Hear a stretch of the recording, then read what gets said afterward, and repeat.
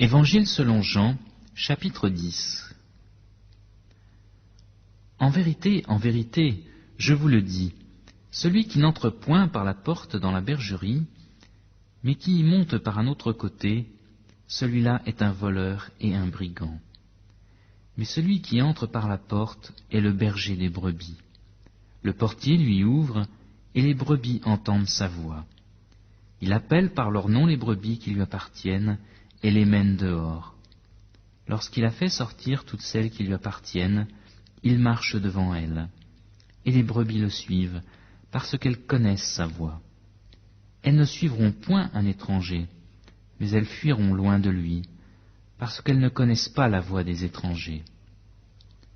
Jésus leur dit cette parabole, mais ils ne comprirent pas ce qu'il leur disait. Jésus leur dit encore, « En vérité, je vous le dis, moi, je suis la porte des brebis. Tous ceux qui sont venus avant moi sont des voleurs et des brigands, mais les brebis ne les ont pas écoutés. Moi, je suis la porte. Si quelqu'un entre par moi, il sera sauvé. Il entrera et sortira pour trouver des pâturages. Le voleur ne vient que pour voler et tuer et détruire. Moi, je suis venu afin que les brebis aient la vie et qu'elle l'ait en abondance. Moi, je suis le bon berger. Le bon berger donne sa vie pour ses brebis. Mais le mercenaire qui n'est pas berger et à qui les brebis n'appartiennent pas, voit venir le loup, abandonne les brebis et s'enfuit. Et le loup s'en empare et les disperse. C'est qu'il est mercenaire et qu'il ne se met pas en peine pour les brebis. Moi, je suis le bon berger. Je connais mes brebis et mes brebis me connaissent. Comme le Père me connaît et comme je connais le Père et je donne ma vie pour mes brebis, j'ai encore d'autres brebis qui ne sont pas de cette bergerie. Celles-là, il faut aussi que je les amène. Elles entendront ma voix et il y aura un seul troupeau, un seul berger. Le Père m'aime parce que je donne ma vie afin de la reprendre. Personne ne me l'ôte, mais je la donne de moi-même.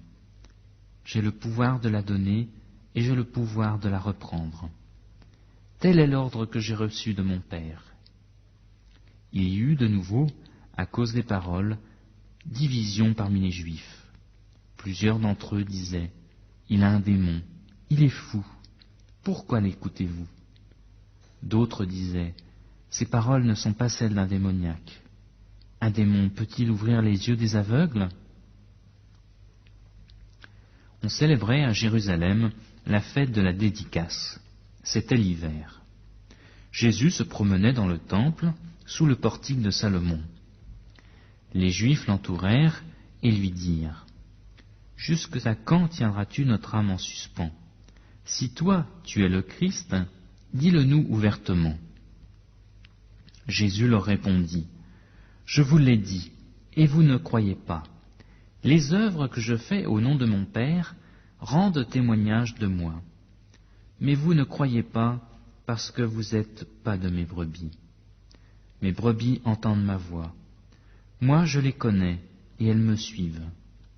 Je leur donne la vie éternelle, elles ne périront jamais, et personne ne les arrachera de ma main. Mon Père qui me les a donnés est plus grand que tous, et personne ne peut les arracher de la main du Père. Moi et le Père, nous sommes un. » Les Juifs ramassèrent de nouveau des pierres pour le lapider. Jésus reprit et leur dit, « Je vous ai fait voir beaucoup d'œuvres bonnes venant du Père. Pour laquelle de ces œuvres me lapidez-vous » Les Juifs lui répondirent, « Ce n'est pas pour une œuvre bonne que nous te lapidons, mais pour un blasphème, et parce que toi, qui es un homme, tu te fais Dieu. » Jésus leur répondit, « N'est-il pas écrit dans votre loi, j'ai dit, vous êtes des dieux ? Si elle a appelé Dieu ceux à qui la parole de Dieu a été adressée, et l'écriture ne peut être abolie, à celui que le Père a sanctifié et envoyé dans le monde, vous dites, tu blasphèmes, parce que j'ai dit, je suis le Fils de Dieu ? Si je ne fais pas les œuvres de mon Père, ne me croyez pas. Mais si je les fais, quand même vous ne me croiriez pas, croyez à ses œuvres, afin de savoir et de reconnaître que le Père est en moi et moi dans le Père. » Ils cherchèrent encore à l'arrêter, mais il s'échappa de leurs mains. Jésus s'en alla de nouveau au-delà du Jourdain, à l'endroit où Jean avait d'abord baptisé, et il y demeura. Beaucoup de gens vinrent à lui, et ils disaient, « Jean n'a fait aucun miracle, mais tout ce que Jean a dit de cet homme était vrai. » Et là, beaucoup crurent en lui.